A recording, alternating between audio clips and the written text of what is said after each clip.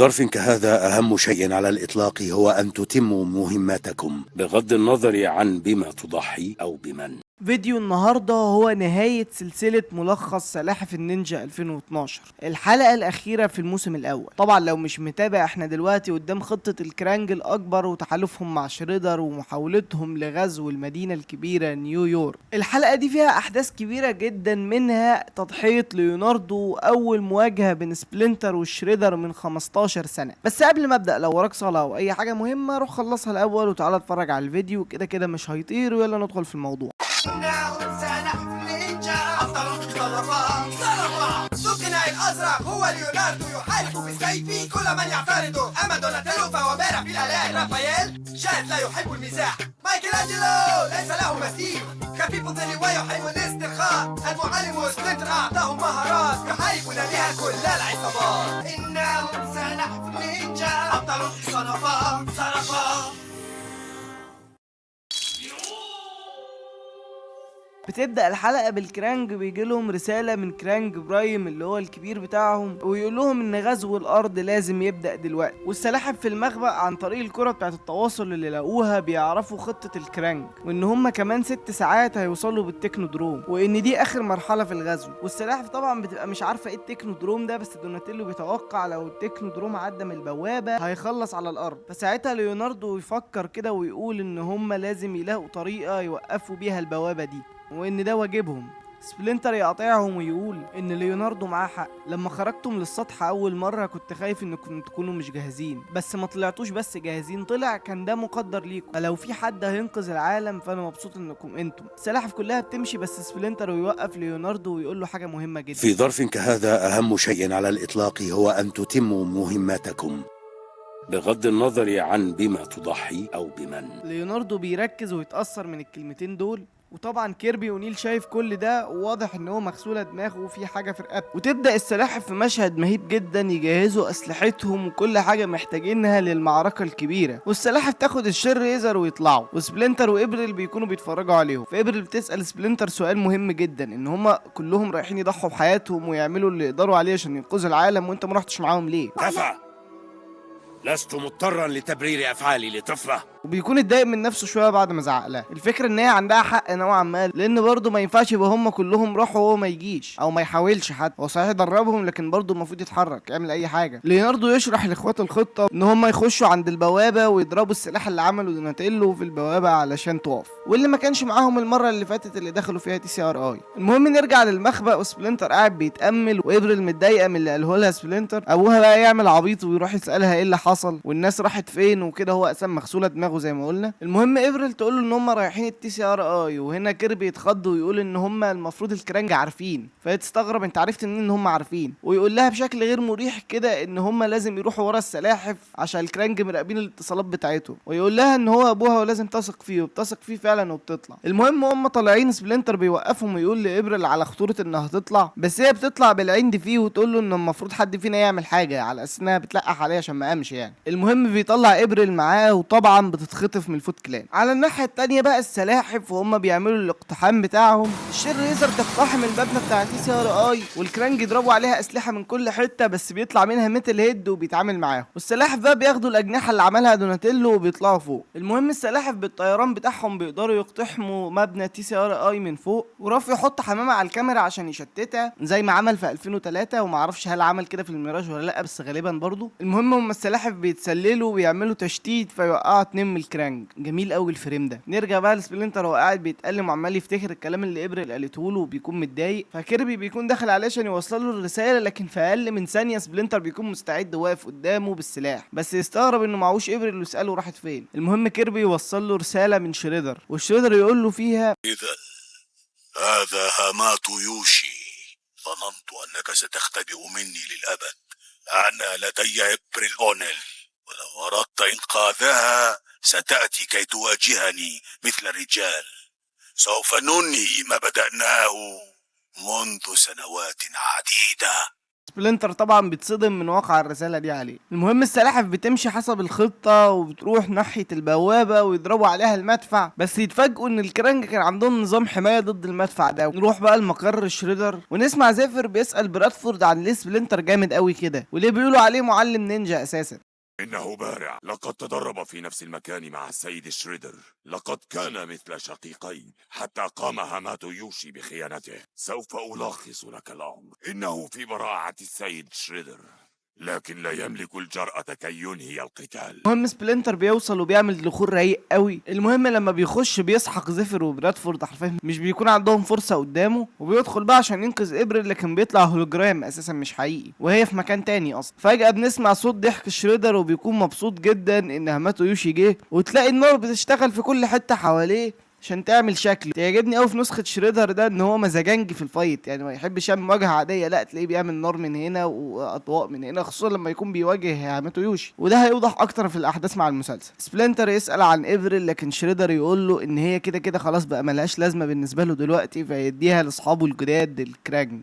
سبلنتر يعاتب شريدر على الجنون اللي هو عمله ده علشان شريدر يبخته ويضربه مره واحده ويقول له انا خدت منك عيلتك ودلوقتي هاخد حياتك. سبلنتر بيشيل الغطا اللي كان على وشه عشان يكشف لشريدر ان هو فار. شريدر بيتصدم وسبلنتر يقول له بص في وشي كويس لان دي اخر حاجه هتشوفها في حياتك. نرجع على السلاحف في مبنى TCRI ويلاقوا فجاه البوابه اشتغلت، ودوناتيلو بيحاول يدمر حقل الطاقه والسلاحف بيواجهوا الكرانج، وليوناردو بيستخدم السلاح بتاعه على العملاق بتاع الكرانج لكن ما بيأثرش بشكل كبير. المهم البوابه شغاله والضغط كبير على دوناتيلو انه يوقف حقل الطاقه، ويقدر في الاخر ان هو يوقف حقل الطاقه، لكن البوابه بتفتح واي حاجه هتعدي من البعد اكس هتكون خطيره جدا. المهم البوابه بتتفتح وبينزل منها التكنودروم، اقوى سلاح للكرانج، وليوناردو يحاول يضرب السلاح بتاعه في البوابه لكن للاسف البطاريه بتكون خلصت. ليوناردو بيفكر هيعمل ايه بس بيشوف قدامه خليه الطاقه. ليوناردو يسال دوناتيلو ايه اللي هيحصل لو دمروا الخليه دي، ودوناتيلو يقول له ان المكان كله هينفجر باللي فيه. هنا ليو يفتكر اللي قاله له سبلنتر ويقول لهم يهربوا كلهم وهو هيتصرف. ليوناردو بمنتهى البطوليه يخش يموت في الكرانج ويدمر خليه الطاقه والمكان يبدا ينفجر. السلاحف طلعت لكن ليوناردو لسه جوه، يقعد ينط ويطلع، في الاخر بيقدر ان هو يخرج من البوابه ويقع من فوق المبنى وهو بينفجر قدامه، لكن وهو بيقع رافائيل يلحقوا بالاجنحه بتاعتهم وينقذوا. السلاحف كلها بتكون مبسوطه ان هم قدروا ينقذوا الارض، لكن بيتصدموا فجاه بالتكنودروم سليمه قدامهم. المدينه كلها بتترعب طبعا من اللي حصل، وندخل بقى على مواجهه سبلنتر مع شريدر. سبلنتر يتكلم ويقول لقد كنت صديقي يوما وعاملتك مثل شقيقي.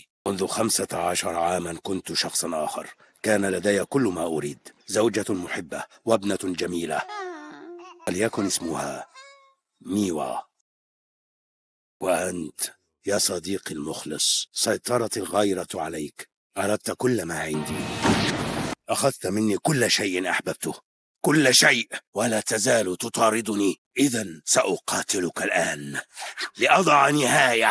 وتبدأ المواجهة بينهم. الاتنين يضربوا بعض بقوة كبيرة جدا، بس شريدر كان عامل زي فخ في الازاز تحت يوقع بيه سبلنتر ويكون موجود تحت لوحده، بس شريدر ينط ويضربه فيه لكن سبلنتر يصد. فجأة النار بتشتغل في كل حتة في الارض وسبلنتر بيتفاداها ويطلع لفوق ويكمل المواجهة مع شريدر. الناحية التانية بقى للسلاحف هم بيحاولوا يتعاملوا مع التكنودروم بعد ما بيقعوا ويهربوا ويروحوا لسبلنتر عشان يحاولوا يتفاهموا معاه ويشوفوا يعني يتصرفوا مع بعض ازاي. يروحوا له المخبأ يلاقوه طبعا مش موجود، لا هو ولا ابريل ولا كيربي، بس لما بيدوروا كويس بيلاقوا كيربي يبدأ يضربهم وبيكون شرير طبعا، بس بيقدروا يوقعوا على الارض في الاخر ويشوفوا البتاع اللي على قفاه زي ما قلنا. السلاحف بتشيله من دماغه ويحاولوا يعرفوا ده ايه، بس بيعرفوا في الاخر ان هو جهاز غسيل مخ يعني. كيربي بقى يحكي للسلاحف ان الكرانج قدروا يتحدوا مع شريدر وزمانهم خدوا ابريل للتكنودروم دلوقتي. المهم نروح بقى للكرانج او اللي هو الكرانج برايم اللي خطف ابريل، ويقول لها ان هم عايزين الارض دي علشان ياخدوها ليهم يعيشوا عليها، وهم محتاجين قوة عقلها علشان ينفذوا الموضوع. نرجع لمواجهة سبلنتر وشريدر وبيكونوا الاتنين متكافئين جدا. سبلنتر يسأله ليه هو مصر على الجنون ده، فشريدر يقول له عشان انت اخدت مني تانج تشين. سبلنتر يقول له انها عمرها ما كانت ليك،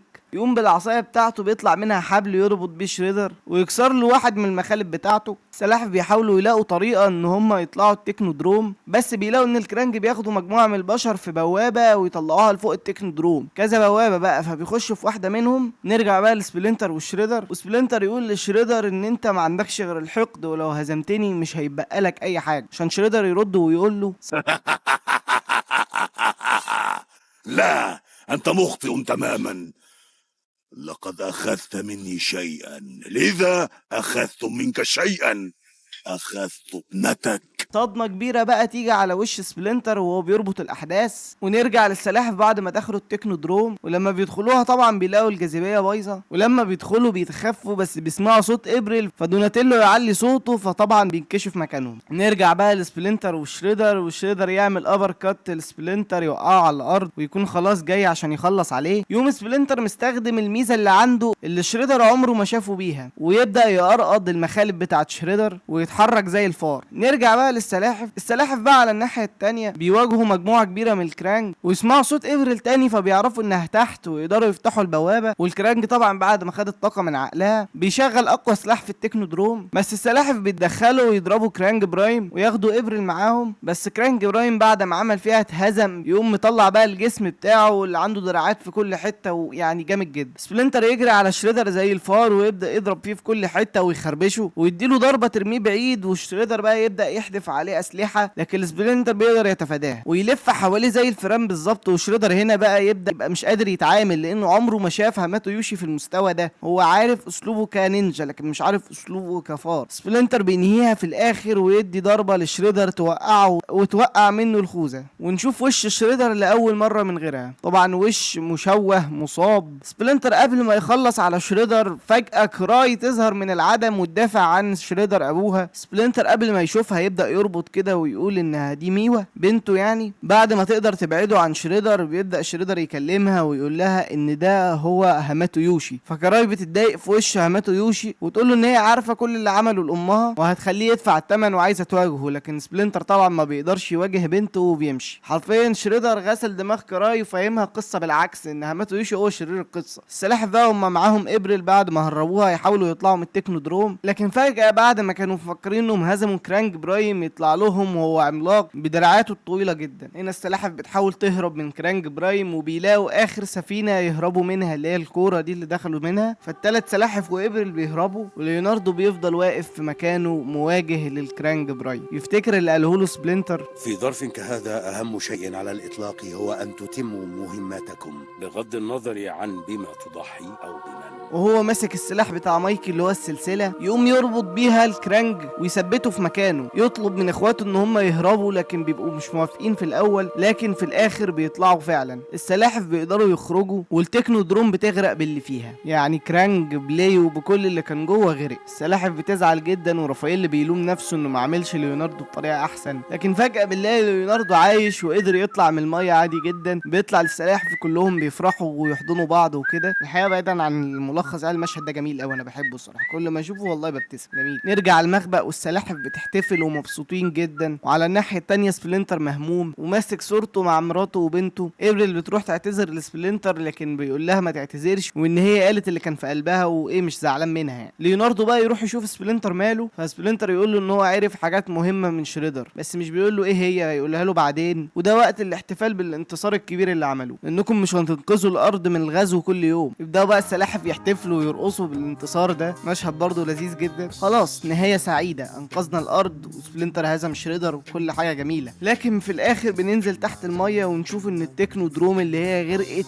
لسه بتتحرك، وتنتهي الحلقه على كده وينتهي الموسم الاول من سلاحف النينجا 2012 بالطريقه دي. الحقيقه واحد من اجمل مواسم المسلسل، وان شاء الله هيكون في فيديو قريب عن اخطاء ومميزات وعيوب الجزء ده، ومع كل جزء هنخلصه يعني. ولسه طبعا عندنا 4 مواسم كمان، 3 في القصه وواحد جانبي. فيها نقطه بس في الاخر عايز اقولها، قد ايه بجد سبلنتر وشريدر احمد خليل ومحمد الشرشابي طبعا مع حفظ الالقاب للاثنين عملوا اداء جامد قوي في المسلسل في الجزء ده تحديدا في اخر الحلقه دي، جميل جدا الصراحه. بس طبعا هنتكلم عن تفاصيل الدوبلاج بتاع المسلسل بشكل اكبر في الفيديو اللي هنتكلم فيه عن مميزات وعيوب الموسم الاول. وانا خلاص خلصت الملخص، يا ريت لايك واشتراك عشان يعني احنا تعبنا قوي في الفيديو ده وفي الملخص بتاع الموسم الاول عامه. وان شاء الله هيكون في فيديو مجمع هيلم الحلقات كلها من اول لاخر حلقه من الموسم، هينزل قريب وبس. سلام. هم 4 سلاحف وأبطال يحاربون شر ليل نهار، ينقذوننا من الأشرار، يأكلون البيتزا باستمرار. مهما كانت التحديات لن توقفهم المشكلات، سيفعلون ما بالإمكان ليقضوا على الشر في كل مكان.